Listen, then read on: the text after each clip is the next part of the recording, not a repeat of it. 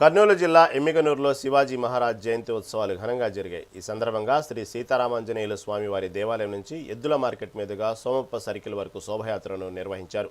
ఈ యాత్రలో పట్టణవాసులు, పరిసర గ్రామాల వారు పాల్గొన్నారు. జై భవానీ, జై శివాజీ అంటూ పట్టణ పరిసరాలు మారుమోగాయి. ఇక శివాజీ మహారాజు చరిత్రను స్మరించుకున్నారు. ఆనాడు శివాజీ హిందువుల కోసం ఎంతో పోరాడారని తెలిపారు.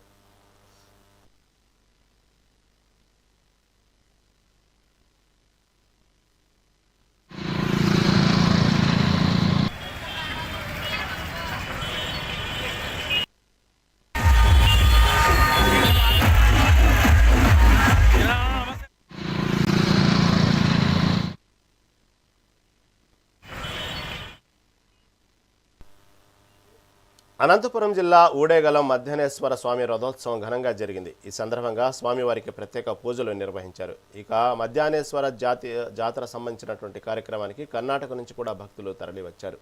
ఈ కార్యక్రమంలో డీఎస్పీ రవిబాబు పాల్గొని బందోబస్తు ఏర్పాట్లను పర్యవేక్షించారు. భక్తుల రద్దీ దృష్ట్యా ఆలయంలో ప్రత్యేక ఏర్పాట్లు చేశారు.